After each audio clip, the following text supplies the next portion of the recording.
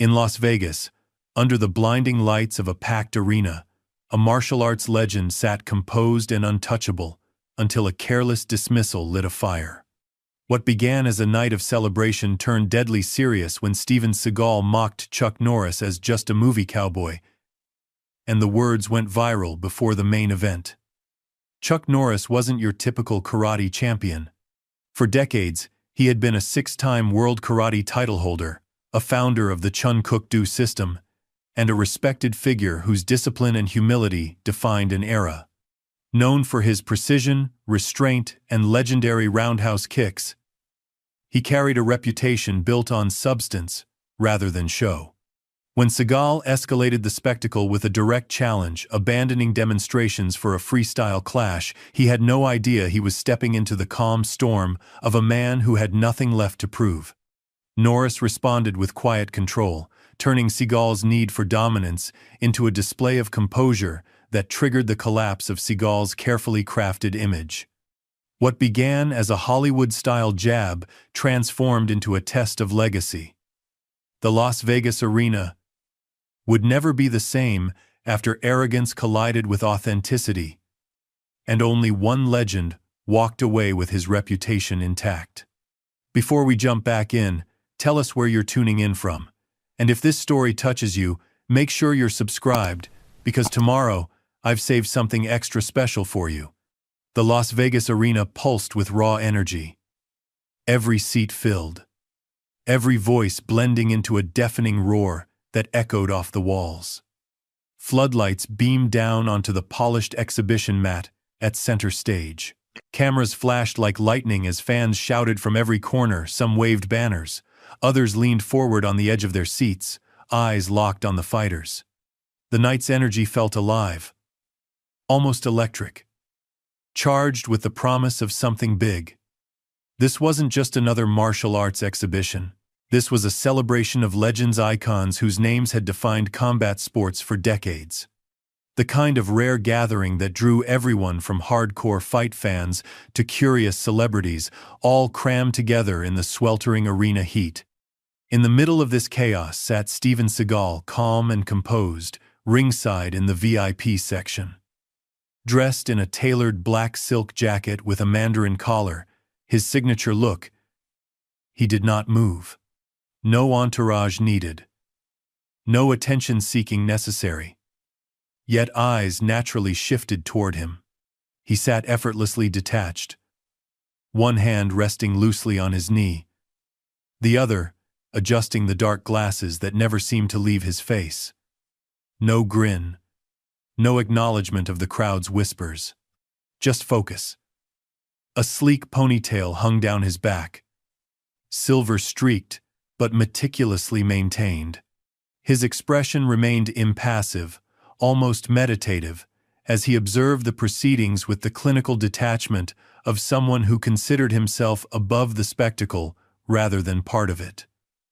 "Ladies and gentlemen," the announcer's voice boomed through the sound system, commanding attention. "Tonight, we celebrate the warriors who defined an era, the men whose names became synonymous with martial arts. Excellence." The crowd roared their approval, and Seagal's mouth twitched not quite a smile, but the acknowledgement that he belonged in such company. When the camera panned to him, he offered a slight nod. The consummate professional. The untouchable master. Behind the scenes, in a corridor lined with promotional posters and security personnel, a young reporter named Maya Chen shifted nervously from foot to foot. Fresh out of journalism school and barely 3 months into her job with Fight Vision magazine, she couldn't believe her luck, a 5-minute interview slot with Steven Seagal himself. "Remember," her editor had warned, "he doesn't suffer fools. Keep it respectful. Stick to the martial arts. And whatever you do, don't ask about those lawsuits." She'd nodded frantically, clutching her recorder like a lifeline. Now, as Seagal approached with his small entourage, she straightened her posture and tried to project confidence she didn't feel. "Mr. Seagal," she began after introductions, "you're here among many martial arts legends tonight. What does it mean to you to be part of this gathering? Seagal adjusted his glasses, taking his time. I've spent 40 years perfecting Aikido, he said, his voice low and deliberate. Most of these guys learned some kicks for the cameras. There's a difference, Maya blinked, surprised by the immediate dismissal of his peers. Several world champions are here tonight, she ventured. Chuck Norris is expected to arrive later. Chuck? Seagal almost smiled, cutting her off. Look, I respect what Chuck did for karate tournaments back in the day. But let's be clear, he's just a movie cowboy who threw some kicks. I studied with the masters in Japan when most of these guys were still figuring out how to tie their belts. The nearby cameraman raised his eyebrows but kept filming. Maya knew she'd just captured the kind of, quote, editor's dream about the kind that ignites controversy. And yet, something felt uncomfortable about it. Would you say there's a rivalry between you and Norris? She pressed, sensing a story. Seagal waved his hand dismissively. No rivalry. I'm a 7th-degree black belt Aikido master. He did point fighting in movies about Texas. Different worlds. The words hung in the air. Sharp and unmistakable. A clear dismissal. Maya thanked him for his time, watching as he moved toward the VIP entrance, his entourage closing around him like a shield. She didn't notice the young fighter who had been lingering nearby, soaking in every word. Miguel Suarez, an up-and-coming MMA competitor who had idolized Seagal for years, felt a strange conflict stirring inside him. He'd come tonight hoping to meet his hero. Maybe even get some wisdom from the man whose films had inspired his training. But the dismissive words left him conflicted. Did you get that? Maya asked her cameraman as they headed back toward the press area. About Norris being just a movie cowboy? Got it. The cameraman confirmed. That's going viral before the main event even starts. And it did. Within 20 minutes, the clip had been trimmed, uploaded, and shared across social media platforms. Fight commentators picked it up immediately. By the time the second exhibition match began, the words had rippled through the entire arena. The announcer, sensing the building tension, couldn't resist stoking the flames. Folks, we've got martial arts royalty in the house tonight, he called out between matches. The man who brought Aikido to Hollywood, Steven Seagal. The camera panned to Seagal, who acknowledged the mixed reaction with a slight nod. And later tonight, the announcer continued, the 6-time world karate champion. The man who's kicked his way through 100 bad guys without messing up his hair. Chuck Norris. The crowd erupted at Norris's name, notably louder than they had for Seagal. Among them, Miguel Suarez noticed the disparity in reactions and wondered if Seagal had noticed too. In the VIP section, Seagal remained outwardly unmoved, but his hand tightened slightly on his knee. The subtle gesture wasn't lost on Miguel, who found himself studying his idol with new eyes. As the exhibition matches continued, featuring younger fighters demonstrating various styles, the arena buzzed with anticipation. Not just for the scheduled events, but for the unscheduled tension that everyone could now feel brewing. Seagal's words had transformed an ordinary celebration into something charged with conflict. Miguel watched as people began checking their phones, sharing the viral clip. Glancing towards Seagal, then back at the entrance, wondering when Norris would arrive and what would happen when he did. On the mat, a karate expert demonstrated a spinning kick that sent his partner flying. That's old-school karate right there, the announcer called out. The kind Chuck Norris perfected! The crowd cheered loudly, and Miguel noticed Seagal shifting in his seat for the first time that evening. The master's composure had cracked, if only for a moment. In the arena's massive lobby, surrounded by merchandise stands and concessions, Chuck Norris stepped through the VIP entrance, unaware of the storm that awaited him. Dressed simply in a button-down shirt and slacks, He smiled and signed a program for a security guard's son. "Mr. Norris?" the guard said hesitantly. "You might want to know what Seagal just said about you." Norris looked up, his smile unwavering. "Already heard," he said quietly. "It's all right." But as the guard's phone displayed the viral clip, something subtle changed in Norris's eyes. Not anger, exactly. Something deeper, more resolute. He thanked the guard and continued toward the arena floor, where thousands of fans and one dismissive peer awaited. The night of celebration had transformed into something else, entirely a collision course between two philosophies, two legends, two very different definitions of strength. The exhibition match between two young karate champions reached its climax as Chuck Norris emerged from the tunnel. Unlike Seagal's calculated entrance earlier, Norris simply walked in, pausing occasionally to shake hands with fans who reached across the barrier. No entourage surrounded him. No fanfare announced him. Yet a ripple of recognition spread through the crowd, section by section, as people nudged each other and pointed. "That's him! Chuck's here!" The match on the mat continued, but attention had already shifted.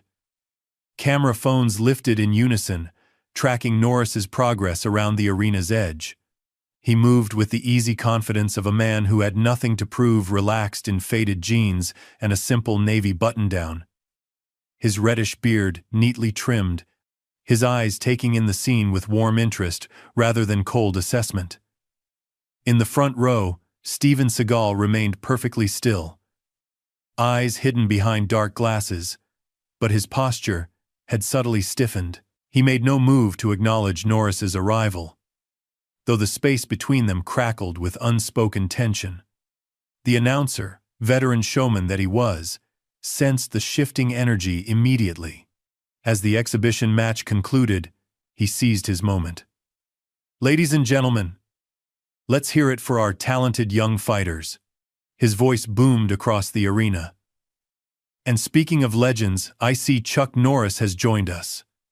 The camera swung to capture Norris, who offered a modest wave to the thunderous applause. Six-time world karate champion, star of Walker, Texas Ranger, and the man who, according to the internet, can slam a revolving door. Laughter and cheers erupted. Norris shook his head good-naturedly at the joke, smiling as he took his seat 3 sections away from Seagal, but directly in his line of sight. The announcer couldn't resist stirring the pot. "Chuck, welcome to our celebration of martial arts excellence. Steven Seagal shared some interesting thoughts about your career earlier. Care to respond?" A collective intake of breath swept through the crowd. This was the confrontation they hadn't known they were waiting for. Miguel Suarez, seated close enough to see both men clearly, found himself holding his breath along with everyone else. Norris's smile never faltered. He leaned toward the offered microphone. "Steven's entitled to his opinion," he said simply, his voice steady and warm. "I'm just here to support these young fighters and celebrate the arts we both love." The response, gracious, humble, and completely devoid of ego, sent a different kind of ripple through the crowd. Some nodded in approval. Others seemed almost disappointed by the lack of drama. But Miguel noticed something important. The respect in people's eyes as they looked at Norris had visibly deepened. Seagal, for his part, adjusted his glasses and whispered something to an assistant beside him. His expression revealed nothing, but the slight tension in his jaw suggested the calm dismissal had somehow affected him more than any angry retort could have. The announcer, sensing he'd pushed enough for the moment, returned to the scheduled program. "Next up, we have a special demonstration of traditional Japanese swordsmanship, followed by our main exhibition match." As the demonstration began, Miguel found his attention divided between the skilled practitioners on the mat and the two legends seated around the arena. He couldn't help comparing them, Seagal's rigid stillness versus Norris's relaxed attention, Seagal's isolation versus Norris's easy interactions with fans who approached him between segments. "Excuse me," A voice broke into Miguel's thoughts. He looked up to find a middle-aged woman with a press badge standing beside him. "You're Miguel Suarez, right? The new UFC prospect?" It was Maya Chen, still riding the wave of her viral interview. "I saw you watching when Seagal made those comments about Norris. As a fighter yourself, what do you think about all this?" Miguel hesitated. He'd grown up watching Seagal's films, practicing those wrist locks and throws until his training partners refused to work with him. But he'd also read Norris's books on discipline and character. "I think," he said carefully, "that real strength shows itself in different ways. Sometimes in how you fight. Sometimes in how you don't." Maya nodded, sensing there was more. "You seemed surprised by Seagal's comments. Were you?" Miguel looked toward his childhood idol, then at Norris, who was signing a program for a young girl in a karate gi. "I guess I'm learning that heroes are complicated," he said finally, "and that how someone carries themselves matters as much as how they fight." Their conversation was interrupted by a sudden swell in crowd noise. On the mat, the sword demonstration had concluded, and the announcer was back, microphone in hand. "Before our main exhibition match, we have a special treat. 2 of our attending legends have agreed to give us a brief, impromptu demonstration of their distinctive styles." The crowd roared in anticipation. Maya's eyes widened. "Who?" she asked, though they both suspected the answer. "Please welcome to the mat, Steven Seagal." Seagal rose smoothly from his seat, removing his jacket to reveal a traditional black Aikido gi underneath. He stepped onto the mat with measured precision, acknowledging the mixed reaction from the crowd with a slight bow. And joining him, Chuck Norris. The ovation for Norris dwarfed the previous response. He stood, smiling and waving, then made his way to the mat. Unlike Seagal, he wasn't dressed for combat, but he moved with the natural grace of someone whose body had been trained for decades. "Is this really happening?" Miguel whispered, leaning forward in his seat. "They're supposed to just demonstrate their styles separately," Maya said, checking her press notes. But after those comments, on the mat, Seagal and Norris stood at opposite ends, acknowledging each other with formal bows. The announcer explained that each would demonstrate key techniques from their respective disciplines with their own assistants. Seagal went first. With fluid, almost hypnotic movements, he demonstrated Aikido's principles of redirecting energy. His assistant attacked with punches and grabs, each one captured and turned against him. Seagal moved with impressive speed for his age, his techniques crisp and dramatic. When he applied a wrist lock that sent his assistant flying, scattered applause broke out. Throughout his demonstration, Seagal narrated in technical terms.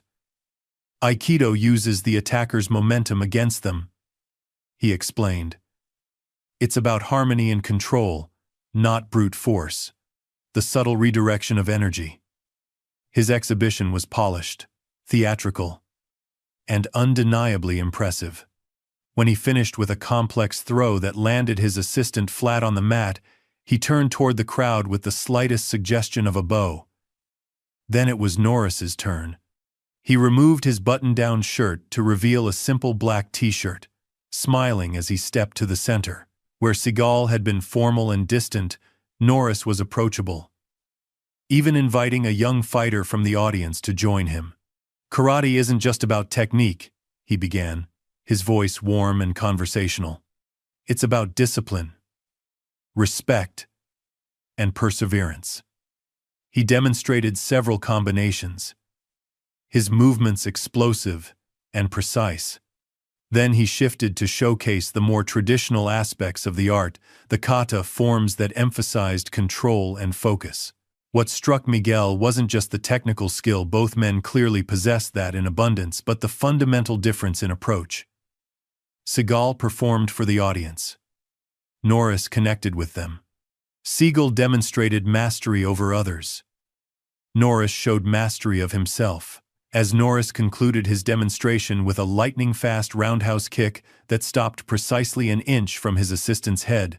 The crowd erupted in cheers. He thanked his young helper, sending him back to the audience with a respectful bow. The announcer, sensing the perfect moment, stepped between them. Ladies and gentlemen, what a privilege to see these two masters at work. Different styles, different philosophies, but both undeniable legends.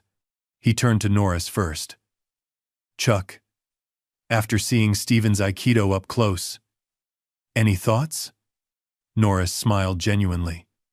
Impressive control and timing, he said. Steven's mastery of leverage is something every martial artist could learn from. The compliment was sincere, specific, and generous. Miguel noticed many in the crowd nodding in appreciation of Norris's sportsmanship. The announcer turned to Seagal next.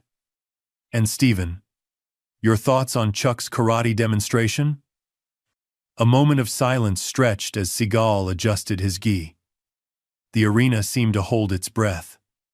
Traditional, he said finally. Very traditional. The single word, delivered with just enough inflection to suggest limitation rather than praise, sent a murmur through the crowd. Maya, scribbling notes beside Miguel, shook her head. He just couldn't help himself, she whispered. Norris's expression didn't change, but something shifted in his eyes, a quiet determination replacing the easy warmth. He extended his hand toward Seagal, a simple gesture of professional respect. Seagal hesitated just long enough for everyone to notice, then accepted the handshake with the briefest of contact. Since we have both legends on the mat, the announcer continued, riding the wave of tension. Perhaps a friendly exchange of techniques? Not a fight. Of course, just a chance for these masters to learn from each other. The suggestion hung in the air, electrifying the arena. Before either man could respond, chants began to rise from different sections. Seagal! Seagal! Norris! Norris! The announcer grinned, knowing he'd struck gold. What do you say, gentlemen? A friendly demonstration? No competition? Just sharing knowledge? Norris looked directly at Seagal, his expression unreadable. I'm always open to learning, he said simply. All eyes turned to Seagal, who stood perfectly still, ponytail hanging straight down his back, dark glasses reflecting the arena lights. His pride was on the line now. To refuse would seem like fear. To accept meant risk. Aikido, he said finally, is best demonstrated, not discussed. The announcer clapped his hands together. There we have it. After our main exhibition match, these two legends will return for a special, one-time-only exchange. Don't go anywhere, folks. Martial arts history is about to be made. As both men left the mat, the crowd's energy reached fever pitch. Maya turned to Miguel, eyes wide. This isn't just a demonstration anymore, is it? Miguel shook his head, watching as Seagal strode back to his seat, back rigid with tension. No, he said quietly. I think it just became something else entirely. In the VIP section, Seagal resumed his seat, outwardly calm, but inwardly churning. Across the arena, Norris chatted easily with fans, signed autographs, and appeared completely unbothered by the brewing confrontation. Telling and preparing this story took us a lot of time, so if you are enjoying it, subscribe to our channel. It means a lot to us. Now, back to the story. The contrast couldn't have been more stark, one man fueled by ego, the other grounded in quiet confidence. One defending his status, the other secure in his legacy. The main exhibition match began, but few in the arena were fully focused on it. Everyone was waiting for what would come after, when word and reputation would need to be backed by action. The main exhibition match between two championship fighters reached its climax, but the crowd's attention was divided. Their eyes constantly drifted toward the two legends seated on opposite sides of the arena. Seagal still and stoic, Norris relaxed but attentive. When the final bell rang and the fighters embraced in mutual respect, the applause seemed almost perfunctory. Everyone knew the real event was still to come. The announcer seized the microphone with the energy of a man who knew he was presiding over something extraordinary. "Ladies and gentlemen, wasn't that a tremendous display of skill?" He barely paused for the obligatory applause. "And now, the moment we've all been waiting for, a unique opportunity to see two different martial arts philosophies interact." The arena lights dimmed slightly, leaving the center mat illuminated in bright focus. Dramatic music swelled through the speakers, a theatrical touch that made Miguel Suarez shake his head. "They're turning it into a circus," he muttered to Maya, who was frantically typing notes on her phone. "They're turning it into ratings," she corrected him. "And both of them know it." The announcer's voice boomed again. "Representing the art of Aikido, the 7th degree black belt, action film star, and martial arts master, Steven Seagal." Seagal emerged from the preparation area, now dressed in a formal black hakama over his gi, the traditional pleated skirt worn by Aikido masters. He walked with deliberate steps, his face impassive, acknowledging the mixed reception with a slight nod. The spotlight followed him as he took position on one side of the mat, and representing traditional karate, 6-time world champion, founder of the Chun-Kuk-Do system, and legend of both tournament and screen, Chuck Norris. The ovation was immediate and overwhelming. Norris appeared wearing a simple black gi with a well-worn black belt, the absence of patches or embellishments noticeable compared to Seagal's formal attire. He smiled and waved to the crowd, taking his place opposite Seagal, with the relaxed posture of a man at ease in his own skin. The contrast between them was striking. Seagal rigid in ceremonial dress, Norris comfortable in training clothes. One preparing for a performance, the other ready for practice. The announcer moved between them, microphone in hand. "Gentlemen, this is a historic moment for martial arts fans worldwide. Before we begin this friendly exchange, perhaps you'd each like to share a few words about your respective arts." He extended the microphone to Seagal first, who took it with practiced precision. "Aikido," Seagal began, his voice low and measured, "is the culmination of Japan's martial tradition. While some arts focus on competition or showy techniques, Aikido addresses real combat, the efficient neutralization of violence through superior technique and understanding of energy." He paused, adjusting his hakama. "It's an art of subtlety and truth that reveals itself only to those who study deeply." The microphone passed to Norris, who accepted it with a warm smile. "Martial arts changed my life," he said simply. "It taught me discipline when I needed direction, gave me confidence when I felt lost, and showed me that true strength begins with character." His eyes scanned the crowd, connecting rather than performing. "Every style has wisdom to offer. The best fighters I've known were also the most humble. Always students first, no matter how many championships they won." The difference in approach couldn't have been more evident. Seagal spoke about his art's superiority. Norris spoke about martial arts' transformative power. One focused on technique, the other on character. "Thank you both," the announcer said, reclaiming the microphone. "Now, we've arranged for each of you to demonstrate your art's approach to similar combat scenarios. First, how would you handle a direct attack?" "If I may," Seagal interrupted, his voice cutting through the arena. "Demonstrations with cooperative partners don't show the real effectiveness of Aikido. Perhaps a more authentic exchange would better serve the audience." A hushed murmur spread through the crowd. Maya's eyes widened, as she typed frantically. Is he challenging Norris directly? She whispered to Miguel. The announcer, hiding his delight at this unexpected turn, looked between the two men. Are you suggesting something more interactive between you and Mr. Norris? Seagal adjusted his glasses. I'm suggesting that true martial arts effectiveness reveals itself under pressure, not choreography or cooperative demonstrations.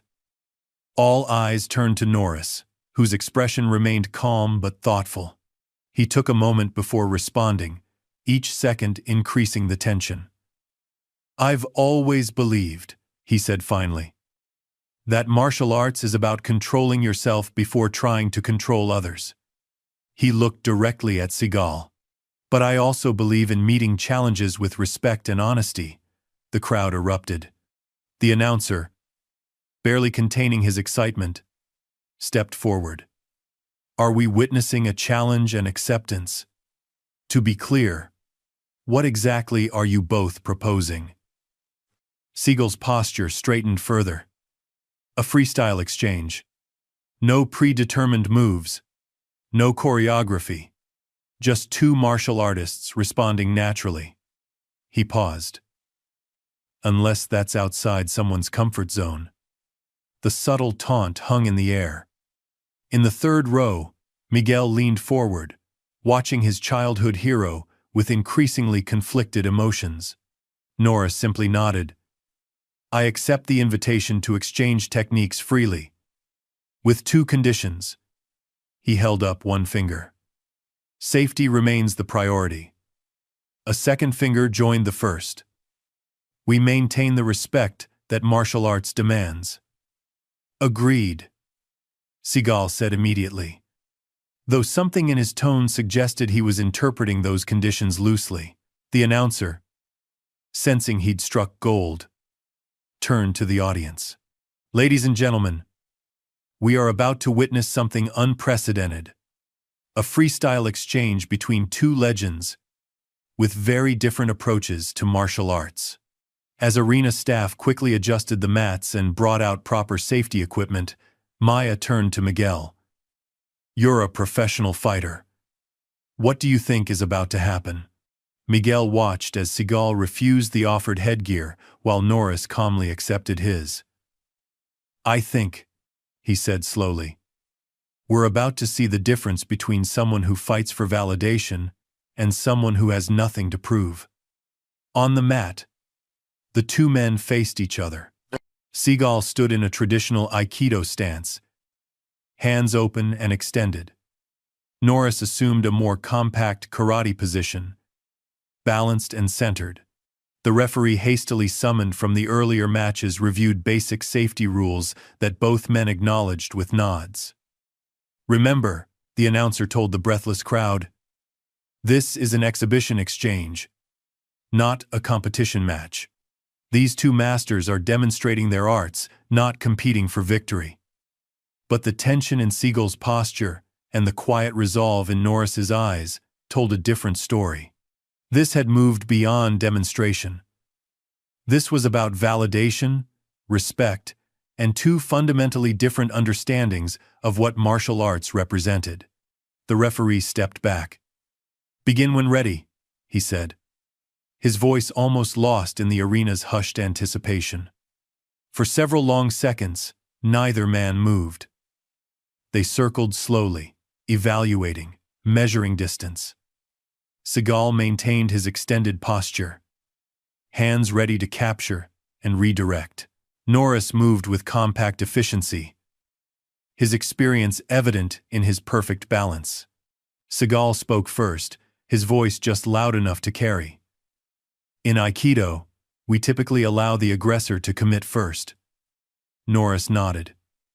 In life, I've found that those who talk the most about their capabilities are often the ones with the most to prove. The simple observation, delivered without malice, but with unmistakable clarity, struck home. A flush crept up Seagal's neck, visible even under the arena lights. The waiting game ended abruptly. Seagal advanced with surprising speed, his hands moving in the flowing patterns of Aikido. seeking to capture Norris's wrist for a demonstration of control. But Norris wasn't a cooperative training partner.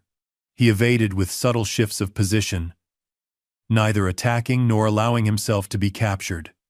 Frustration flickered across Seagal's face. He committed more fully, attempting to secure a hold that would allow him to demonstrate Aikido's controlling techniques. Norris, reading the intent perfectly, used minimal movement to stay just beyond effective range. "You have to engage," Seagal said, loud enough for nearby spectators to hear. "This isn't a sparring match." Norris smiled slightly. "I'm responding to what's offered." "Isn't that Aikido's principle?" The crowd reacted to the subtle counter, some laughing, others gasping at the unexpected verbal jab. Seagal's next advance came faster, less controlled, his hand successfully capturing Norris's forearm.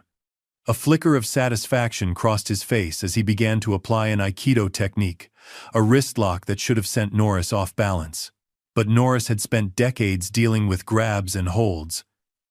Instead of resisting directly, he moved with the technique, simultaneously neutralizing its effectiveness while maintaining his balance. To the crowd, it appeared that Seagal's supposedly devastating technique had simply failed. Miguel watched with widening eyes. "He's not fighting back," he whispered. "He's just not letting Seagal succeed." Maya nodded, understanding. Sometimes the most devastating response is making someone's best effort look ineffective. Seagal disengaged and reassessed, visibly recalibrating. The exchange continued with increasing intensity. Seagal attempting to demonstrate Aikido's flowing control, while Norris consistently prevented those techniques from fully manifesting, all without launching his own attacks. It was a masterclass in defensive fighting, and the crowd began to recognize what they were witnessing. Gradually, chants of "Chuck, Chuck, Chuck" rose from various sections. The chanting seemed to affect Seagal's composure. His next advance came with less precision and more force, an attempt to secure a shoulder lock that had worked reliably in demonstrations and films. Norris slipped the hold and, for the first time, executed a simple counter, a light, open-hand strike to Seagal's chest that created space between them. The contact was minimal, controlled, and entirely respectful. But it made one thing clear. Norris could have done much more had he chosen to. Seagal's expression darkened. The next sequence came faster, his techniques losing their Aikido purity as he increasingly focused on forcing a successful outcome. Norris continued his measured response, using only enough counter technique to protect himself while making each of Seagal's attempts look increasingly desperate. In the stands, Miguel watched his childhood hero's composure crumble in real time. The controlled master of the movies was giving way to something else, a man desperate to prove his legitimacy. "This isn't about martial arts anymore," he said to Maya. "It's about ego." On the mat, the dynamic shifted suddenly. Seagal, visibly frustrated by his inability to demonstrate Aikido's effectiveness against a non-compliant opponent, abandoned pretense. He launched a more direct attack, attempting to secure a hold that would force Norris to submit or be injured. The moment of truth had arrived. Norris, recognizing the shift from demonstration to actual combat, made his decision. Instead of continuing his purely defensive approach, he executed a perfect countermove, a sweep that took Seagal's balance completely, followed by a controlled takedown that left the Aikido master flat on his back, looking up at arena lights. The crowd exploded. The referee rushed forward. But there was no need for intervention. Norris had already stepped back, offering a hand to help Seagal up, a gesture of respect, even in victory. Seagal ignored the offered hand, rising slowly on his own. His face was a mask of controlled fury as he adjusted his gi and glared at Norris from behind dark glasses. The announcer, sensing dangerous waters, stepped between them. Ladies and gentlemen, what an incredible exchange of techniques. Let's thank both these legends for sharing their arts with us tonight. The applause was thunderous, but notably one-sided.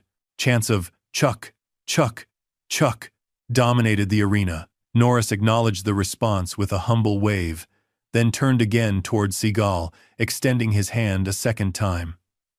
"Thank you for the exchange," he said, loud enough for nearby microphones to pick up. "There's always something to learn." Seagal stared at the offered hand. The entire arena held its breath, sensing that this moment more than any technique demonstrated would reveal the true character of both men. After what seemed an eternity, Seagal grasped Norris's hand briefly. "Karate has its points," he said stiffly, before turning toward the exit. As Seagal strode off the mat, rigid with wounded pride, Norris remained center stage.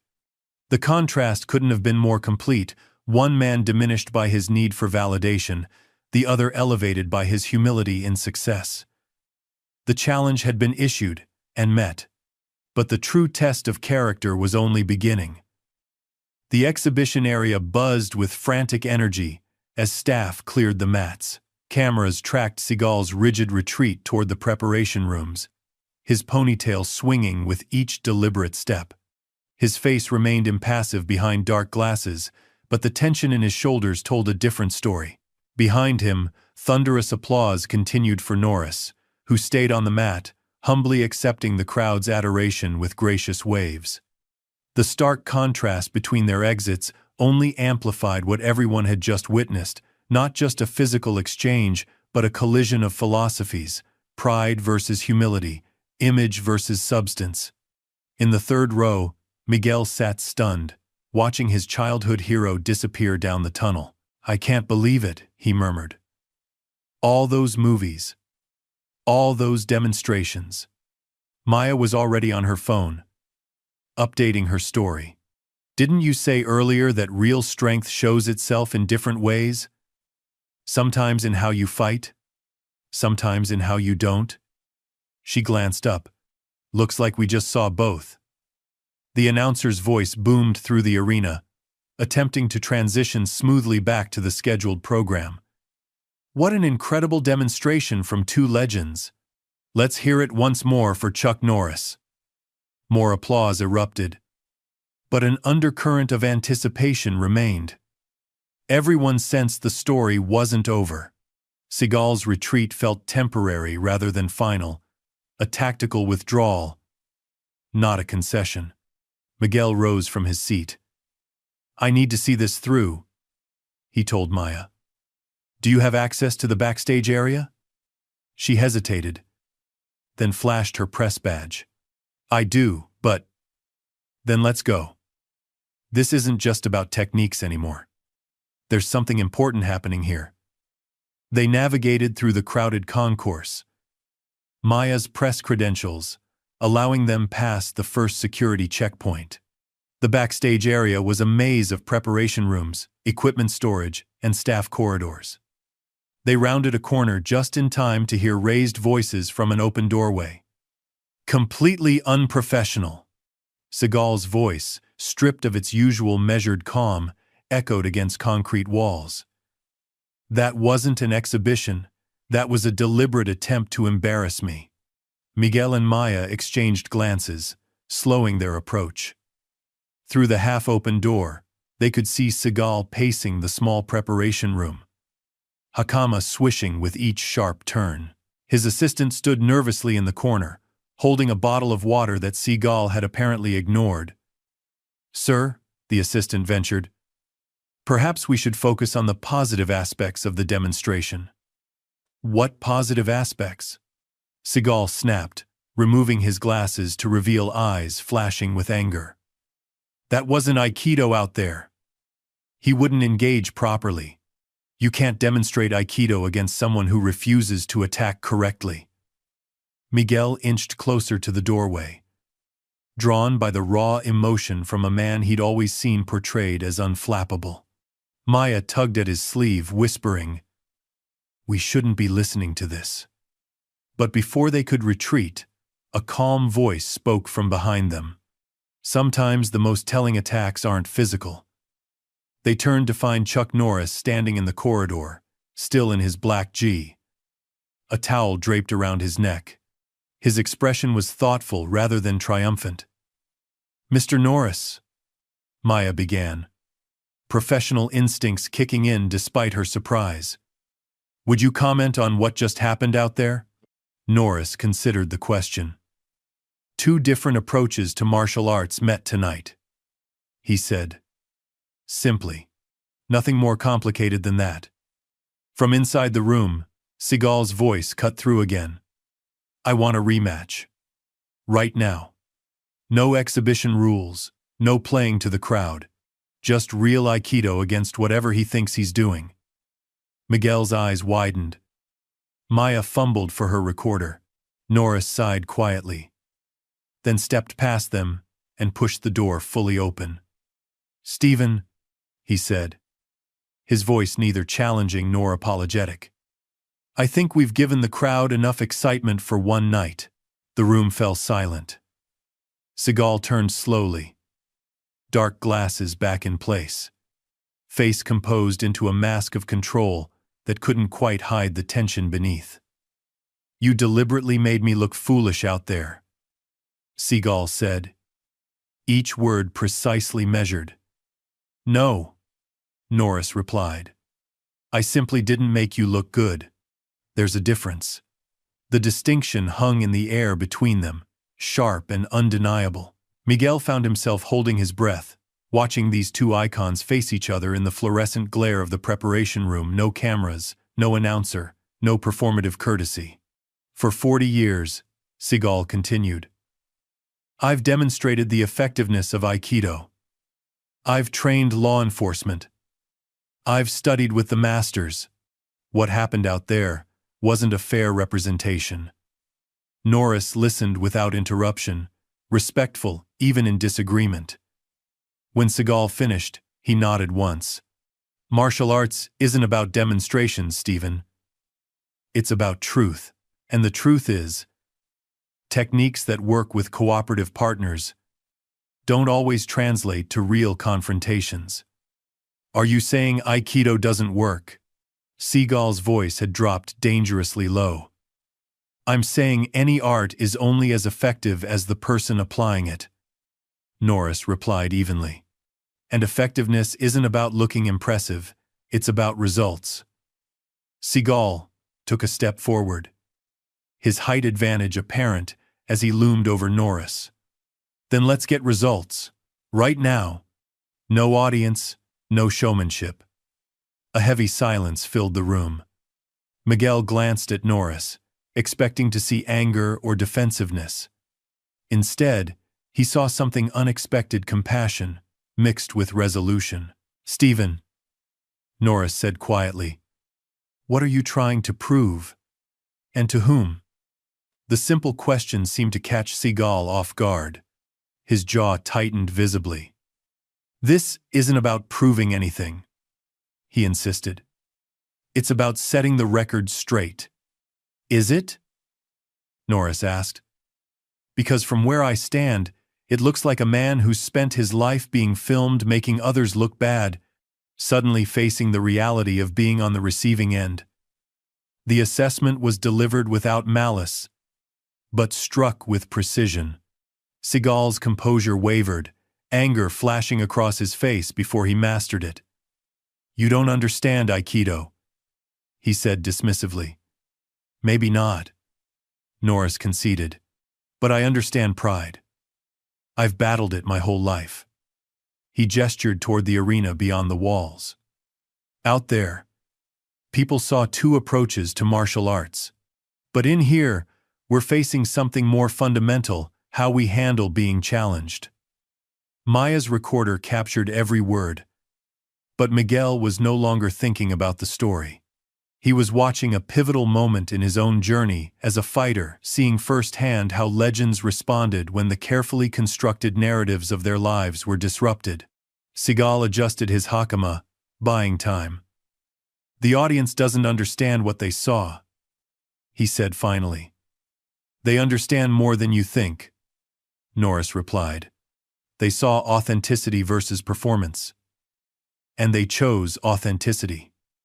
Another silence, heavier than before. Seagal's assistant shifted uncomfortably in the corner, clearly wishing to be anywhere else. If you want a private rematch, Norris continued, I'm willing. But first, ask yourself what victory would actually prove at this point. The question hung in the air, unanswered. After several long seconds, Seagal turned away, the set of his shoulders indicating the conversation was over. Norris accepted the dismissal with grace, turning to leave. He nodded to Miguel and Maya as he passed. A small smile, acknowledging their presence without comment. Miguel hesitated, torn between following Norris and approaching his childhood idol. Something inside him needed closure. Needed to reconcile the Steven Seagal of his youthful admiration with the man he'd witnessed tonight. Mr. Seagal, he said, stepping into the doorway. I'm Miguel Suarez. I just wanted to say your films inspired me to start training. Seagal turned slightly, acknowledging the young fighter with a nod that stopped short of welcome. I saw what happened out there, Miguel continued, surprising himself with his own boldness. But I don't think it diminishes what Aikido can teach us about redirecting negative energy. For the first time since the confrontation, something in Seagal's expression softened marginally. The principles remain valid, he said, regardless of one demonstration. Miguel nodded, sensing an opening. If I could ask you one question as someone who hopes to have a long career in fighting, what matters more? Being perceived as unbeatable, or continuing to learn even when things don't go as planned? The question was genuine, born from Miguel's own internal conflict after witnessing his hero's fall from grace. For a moment, it seemed Seagal might dismiss him. Then, surprisingly, the older man removed his glasses, revealing eyes tired from decades of maintaining an unassailable image. The second, he said quietly. Though it took me too long to learn that. The simple admission, perhaps the most honest moment of the entire night, hung between them. Miguel nodded, understanding that he'd been granted a rare glimpse behind the carefully constructed persona. Thank you, he said simply, stepping back. Outside in the corridor, Maya waited, recorder still running. Did you get what you needed? She asked. Miguel considered the question as they walked back toward the arena, where the scheduled program continued without its moment of unexpected truth. I think, he said finally, I got something I didn't know I was looking for. Behind them, two legends remained separated by more than physical distance, divided by fundamentally different understandings of what true strength required. One man surrounded by the protective armor of his ego, the other comfortable in the vulnerability of his humanity. The confrontation had moved beyond techniques. Now it was about something far more difficult to master. The self. The arena had settled back into its rhythm, focusing on the remaining exhibition matches. But an undercurrent of electricity remained. Word of the backstage confrontation had spread through whispers and social media fragments of truth mixed with exaggeration. Everyone sensed that the night's drama hadn't reached its conclusion. Steven Seagal emerged from the preparation area 15 minutes later, composed once more, dark glasses firmly in place. He moved toward his seat with measured steps, acknowledging neither the curious stares nor the occasional whispers that followed him. His assistant trailed behind, carrying a bottle of water and looking profoundly uncomfortable. Across the arena, Chuck Norris had resumed his seat as well, watching the ongoing demonstrations with genuine interest. Occasionally, he leaned over to explain a technique to a young fan seated nearby, his manner relaxed and approachable. The contrast between them remained stark.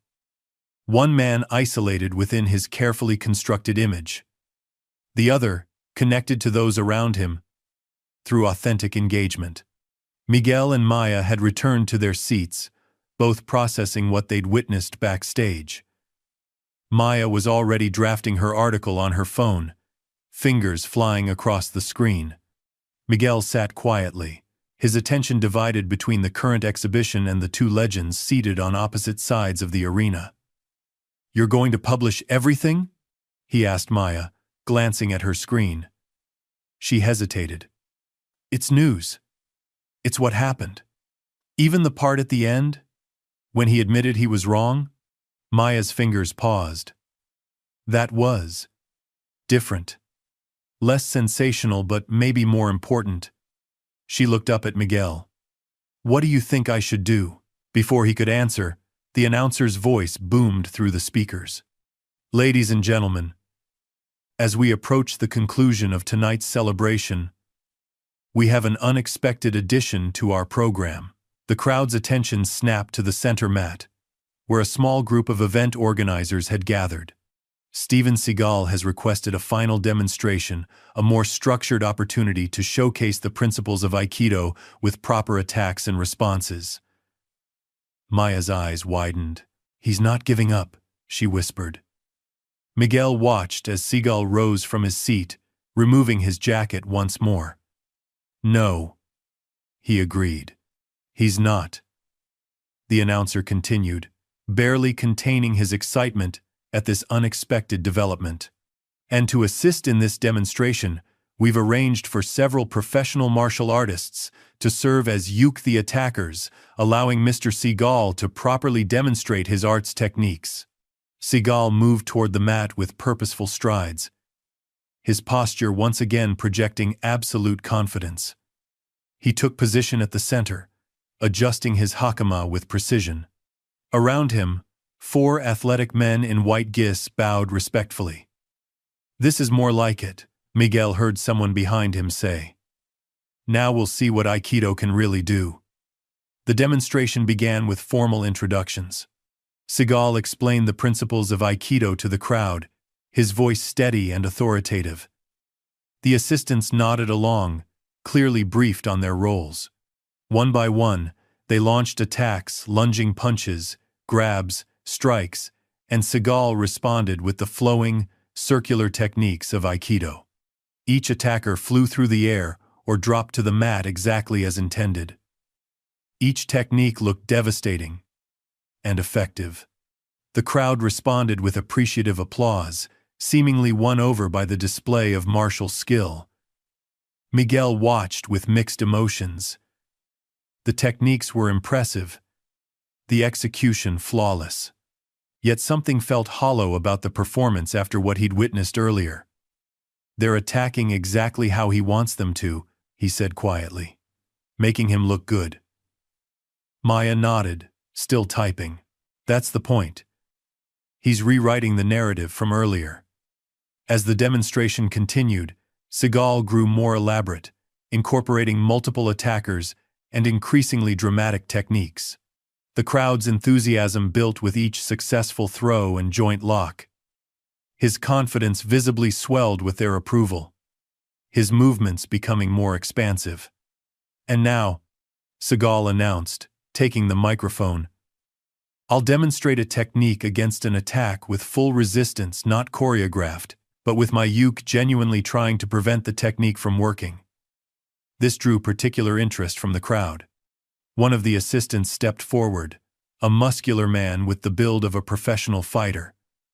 Seagal explained that the man would grab his wrist with full strength and resist any attempt to be thrown. "This will demonstrate that Aikido works not through strength, but through proper technique and understanding of body mechanics," Seagal proclaimed. The assistant nodded, took his position, and at Seagal's signal, grabbed his wrist with both hands. For several seconds, they stood locked together, the assistant visibly straining to maintain his grip while Seagal applied his technique. Then, with a sudden movement, Seagal executed a complex turning motion. The assistant's body followed the movement, and he flew through the air in a spectacular arc, landing hard on the mat with a loud slap.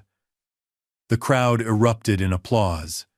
Seagal stood at the center, nodding in acknowledgement, his vindication seemingly complete. Only Miguel, watching intently, noticed what few others had seen. The assistant had jumped.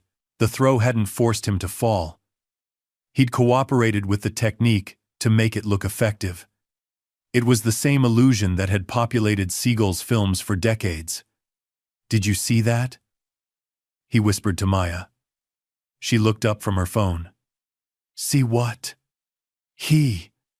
Miguel began, but stopped as a new voice cut through the arena. "May I ask a question?" Chuck Norris had risen from his seat, hand raised politely. The crowd quieted immediately, all eyes turning toward him. The announcer, sensing another dramatic moment, rushed to provide a microphone. "Mr. Norris has a question for our demonstrator," he declared. Barely containing his excitement, Norris accepted the microphone with a nod of thanks.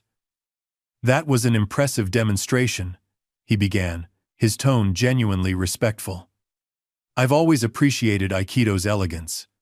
I wonder, though, would you be willing to demonstrate the same technique with someone who hasn't been trained how to fall correctly?" The question, delivered without any hint of challenge in Norris's voice, nevertheless sent a ripple through the crowd. Everyone understood what was being asked. Would the technique work on someone who wasn't cooperating with the outcome? Seagal stood perfectly still at the center of the mat. The silence stretched for several uncomfortable seconds. "Aikido techniques," he finally responded, "require proper ukemi, the art of receiving technique and falling safely. It would be irresponsible to demonstrate with someone untrained, as injury could result." Norris nodded thoughtfully. "That's a fair point about safety," he acknowledged. "But I wasn't suggesting an untrained person. Just someone trained in a different discipline who hasn't specifically practiced being thrown by Aikido." The crowd murmured with anticipation. Everyone recognized this, for what it was not a request for information, but a challenge wrapped in politeness. Seagal adjusted his glasses. "The principles remain the same regardless of the uke's background," he stated, "but certain expectations about movement and response are necessary for safe practice." "I understand," Norris replied. "So the techniques require some level of cooperation from the person being thrown?" The question cut to the heart of the matter. In the stands, Miguel watched his childhood hero's careful composure begin to crack. The truth that many martial artists had long discussed privately was being brought into the open, the degree to which Aikido demonstrations relied on partner cooperation. "Not cooperation," Seagal corrected sharply. "Understanding of proper ukemi." "I see," Norris said, his voice still devoid of confrontation. "Would you be willing to demonstrate on me?" "I promise to prioritize safety, though I haven't trained specifically in Aikido falls." The gauntlet had been thrown down in the most respectful way possible. The crowd's reaction was immediate gasps, followed by a rising chant. "Do it! Do it!" Seagal stood frozen at the center of the mat, trapped by his own earlier bravado. To refuse would undermine everything he'd just attempted to prove. To accept meant risking another public failure. The announcer, sensing the precarious moment, attempted to provide an exit. "Perhaps we should conclude the demonstration as planned." "I accept," Seagal interrupted, his voice tight. "A simple wrist technique, nothing elaborate." The crowd erupted as Norris handed his microphone back to the announcer and made his way to the mat. He moved with the easy confidence of a man comfortable in his own skin, stopping a respectful distance from Seagal. "What would you like me to do?" he asked simply. Seagal gestured to his right wrist. "Grab here, with both hands. Apply pressure and resist the technique."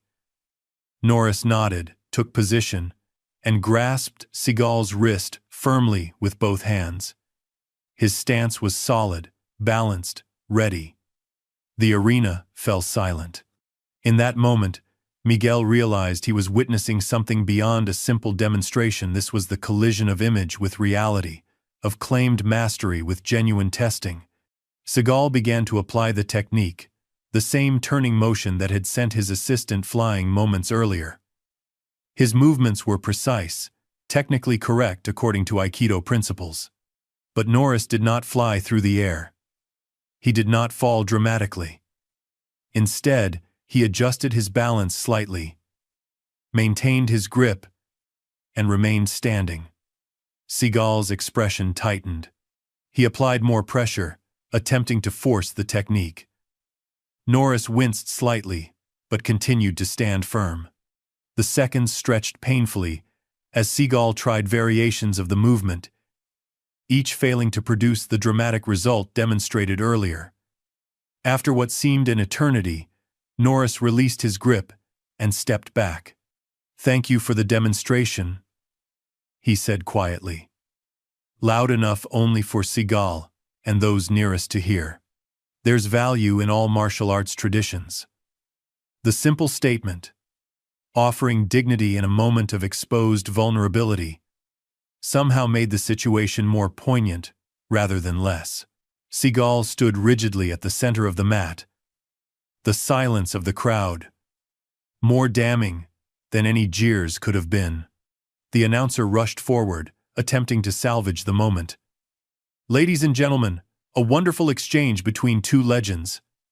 Let's thank both these masters for sharing their knowledge tonight." Scattered applause broke out, awkward and uncertain. Norris bowed respectfully to Seagal, then turned and walked back to his seat with the same calm demeanor he'd maintained throughout the evening. Seagal remained motionless for several seconds longer, the weight of public failure visible in his posture. Then, with deliberate steps, he exited the mat and headed not toward his seat, but directly toward the arena exit. The crowd watched in stunned silence as Steven Seagal, action star and self-proclaimed master, walked out of the arena, his assistant hurrying to keep pace. No acknowledgement of the audience. No final bow. Just the rigid back of a man whose carefully constructed image had crumbled under the weight of authentic testing. In the stands, Maya looked up from her furious typing. "That's going to be impossible to spin," she said quietly. Miguel nodded, watching the exit through which his childhood hero had disappeared. "It's not about the technique failing," he said. "It's about how he handled the failure." Across the arena, Chuck Norris had resumed his seat, his expression thoughtful rather than triumphant.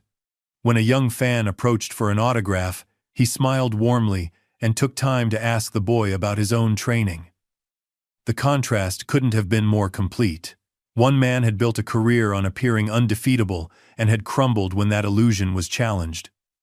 The other had built a legacy on continuous learning and remained unshaken by the test. As the night's official program concluded, Miguel found himself reflecting on what he'd witnessed. Beyond the techniques, beyond the reputations, he'd seen the true measure of martial arts mastery.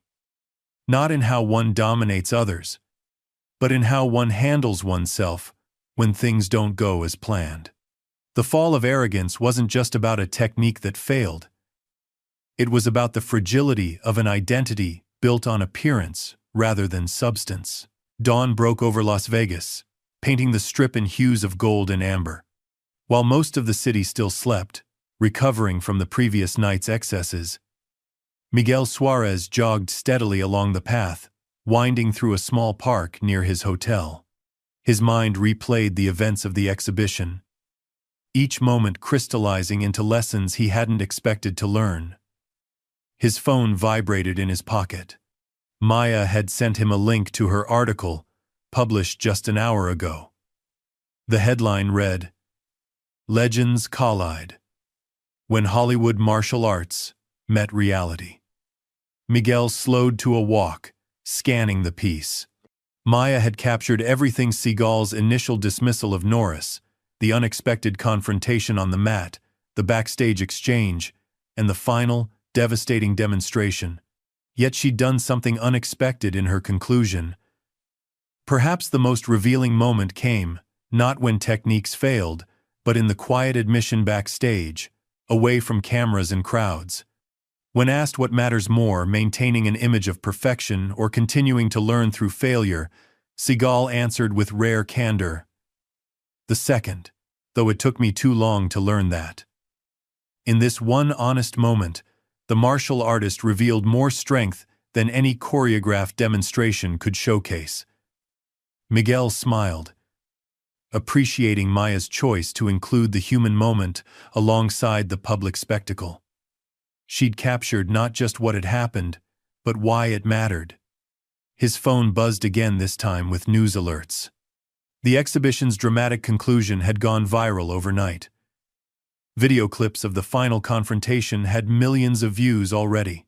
Comment sections overflowed with debates about Aikido's effectiveness, Seagal's legacy, and Norris's restraint.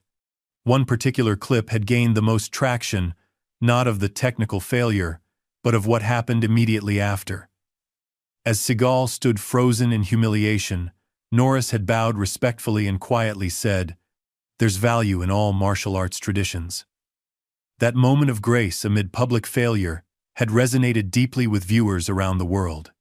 Miguel pocketed his phone and continued his walk, coming to a small outdoor cafe just opening for the day. He ordered coffee and found a quiet table overlooking the park. As he waited, a familiar figure caught his attention, Chuck Norris, dressed in running clothes, slowing his pace as he approached the cafe. Miguel hesitated, unsure whether to intrude on the man's morning. Before he could decide, Norris noticed him and offered a friendly nod of recognition. "Mind if I join you?"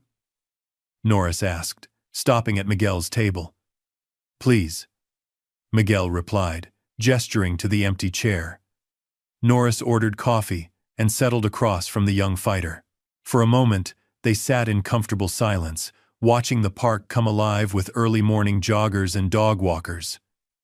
"You're Miguel Suarez," Norris said finally. "I've seen some of your fights. Good technique. Solid fundamentals." The simple acknowledgement from a legend left Miguel momentarily speechless. "Thank you," he managed. "That means a lot." "You were there last night," Norris continued. "Backstage too." Miguel nodded. "I grew up watching both you and Seagal. Last night was educational." Norris smiled slightly. "Not in the way most people expected, I imagine." "No," Miguel agreed. "But maybe in the way I needed." Their coffees arrived, and Norris took a thoughtful sip before speaking again. "You know, when I started competing, I lost. A lot. My first tournament knocked out in the first round. It was humiliating." Miguel leaned forward, surprised by the admission. "I didn't know that." "Most people don't," Norris said with a slight shrug. "Everyone remembers the championships, not the failures that shaped the champion." He paused, looking out toward the brightening sky. "The problem with creating an undefeatable image is that you have to keep defending it. One crack, and the whole thing threatens to shatter. Like what happened to Seagal," Miguel observed. Norris nodded. "Steven built a career on looking invincible. After a while, I think he started believing it himself." He turned his coffee cup slowly. "That's a heavy burden to carry. Do you think he'll recover from this?" Miguel asked. "Depends on what you mean by recover," Norris replied. "His image? Probably not completely. But as a martial artist? As a person? That's entirely up to him." He met Miguel's gaze directly. "The greatest opportunity for growth often comes wrapped in public failure." Miguel considered this, thinking about his own career and the inevitable losses that awaited any fighter. "I always thought being a martial arts master meant never losing," he admitted. Norris shook his head. "Being a master isn't about never falling, it's about how you rise afterward." He smiled slightly. "And sometimes, about having the wisdom to help others up, even when they've challenged you. The sun climbed higher as they talked, casting long shadows across the park. Miguel found himself asking questions he'd never thought to ask before, not about techniques or training methods, but about handling defeat, maintaining humility in success, and building a legacy beyond championships. The martial arts world is changing, Norris observed. MMA has forced everyone to confront what works and what doesn't. The traditional arts are valuable, but they need to adapt or they'll become performance rather than practice. Is that what happened to Aikido? Miguel asked. Norris considered the question carefully. Aikido has beautiful principles. The problem isn't the art. It's when practitioners stop testing it against resistance. He leaned forward. Any technique that only works when your partner cooperates isn't self-defense, it's choreography. Miguel nodded, thinking of the stark difference between Seagal's demonstrations with trained assistants and his failed attempt with Norris. So, where's the balance? Between tradition and effectiveness? That's the question every martial artist has to answer for themselves, Norris replied. For me, it's about honoring the traditions while being honest about their applications. He glanced at his watch. I should head back, interview scheduled in 30 minutes.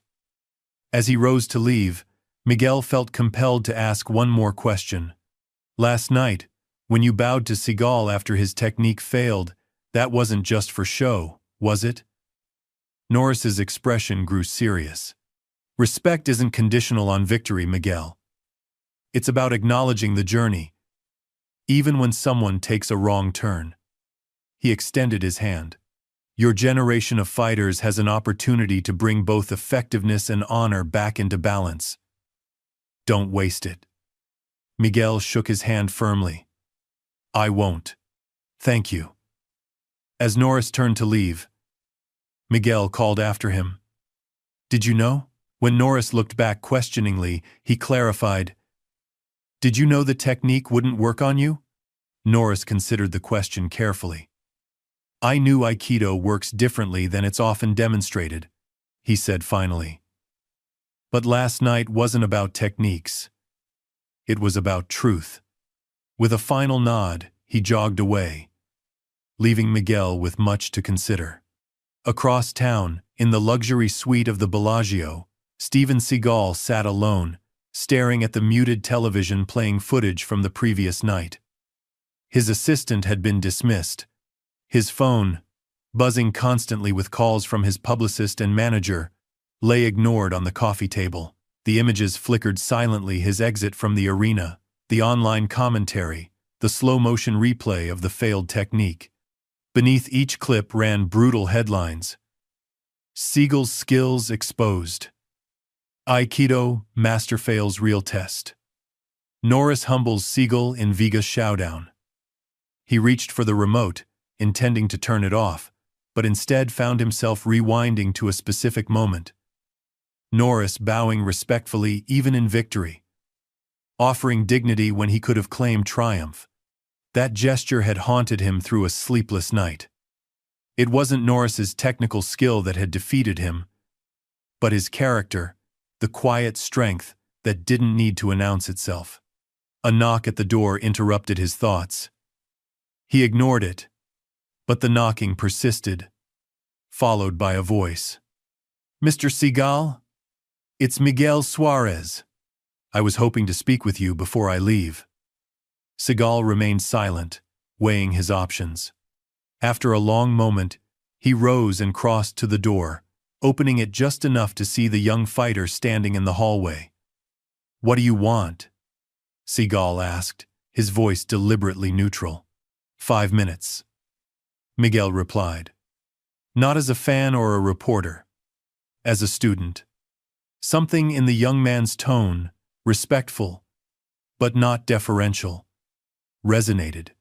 Seagal stepped back, allowing him to enter. The suite was dimly lit, curtains drawn against the morning sun. Miguel glanced at the muted television, still showing footage from the exhibition, then back at Seagal.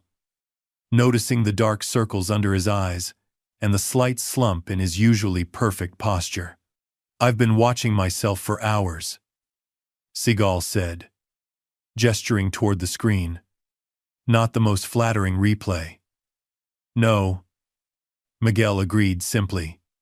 Seagal moved to the bar and poured water into 2 glasses. "You didn't come to offer sympathy," he observed, handing one to Miguel. "So why are you here?" Miguel accepted the water, gathering his thoughts. "I came because what you said backstage about learning being more important than appearing unbeatable, that was real. More real than anything else I saw last night." Seagal's expression remained carefully controlled, but something shifted in his eyes. "When I was 14, Miguel continued, "I watched your films and thought that's what martial arts mastery looked like. Never losing, never showing weakness, always having the perfect technique." He paused. "Last night taught me something different." "That I'm a fraud?" Seagal asked sharply. "No," Miguel replied without hesitation. "That mastery isn't about never failing. It's about how you handle failure when it comes." The words hung in the air between them. Seagal turned away, moving to the window and cracking the curtain to look out at the Las Vegas skyline. 40 years, he said quietly. 40 years, building a reputation, an image. All it takes is one night, one moment, to question everything. Only if your foundation was the image, rather than the practice, Miguel suggested. Seagal turned back, studying the young fighter with new interest. "When did you get so philosophical?" "About 12 hours ago," Miguel admitted with a slight smile. Watching 2 approaches to martial arts collide tends to make you reflective. Against all expectations, Seagal laughed a short, genuine sound that seemed to surprise even him. "Fair enough." He gestured for Miguel to sit, then took the chair opposite. "So what now? The mighty Seagal falls, and the internet rejoices?" "Maybe," Miguel acknowledged. "For a while. But what happens next is up to you." "Retirement seems appealing," Seagal said dryly. "Or reinvention," Miguel countered. "Not as the unbeatable master, but as someone with 4 decades of knowledge to share, including the wisdom that comes from public setbacks." Seagal was silent for a long moment, considering. "You know what the hardest part was?" he finally said. "Not the technique failing. Not even the public humiliation." He looked directly at Miguel. "It was Norris showing me respect I hadn't earned. That hit harder than any physical technique could have." Miguel nodded, understanding. "Because it forced you to see the gap between the image and the reality." "Exactly." Seagal leaned back in his chair, suddenly looking tired but somehow more authentic than he had all evening. "Aikido does have valuable principles," he said. "But somewhere along the way, I stopped testing them and started assuming they worked because people told me they did." "So test them now," Miguel suggested. "Not to prove anything to anyone else, but to reconnect with what drew you to martial arts in the first place." Seagal studied him thoughtfully. "You're not what I expected, Mr. Suarez." "Neither are you," Miguel replied honestly. "And I think that's a good thing." As Miguel rose to leave, Seagal remained seated, his expression thoughtful. "What will you take from all this?" he asked. "For your own career?" Miguel considered the question carefully. "That the techniques matter less than the character behind them," he said finally. "And that true strength isn't about never falling, it's about how you rise afterward." Seagal nodded slowly. "Not a bad lesson for one chaotic night." He extended his hand. "Good luck with your fighting career." Miguel shook it firmly. "Good luck with whatever comes next for you." 6 months later, a small martial arts school on the outskirts of Las Vegas hosted an unusual seminar. The flyer was simple. Reality-based Aikido. Principles and limitations with Steven Seagal. The crowd was modest. Perhaps 50 students of various backgrounds, drawn more by curiosity than celebrity. In the back row, Miguel Suarez sat quietly, observing the transformation before him. Seagal had changed. Gone were the dark glasses and elaborate hakama.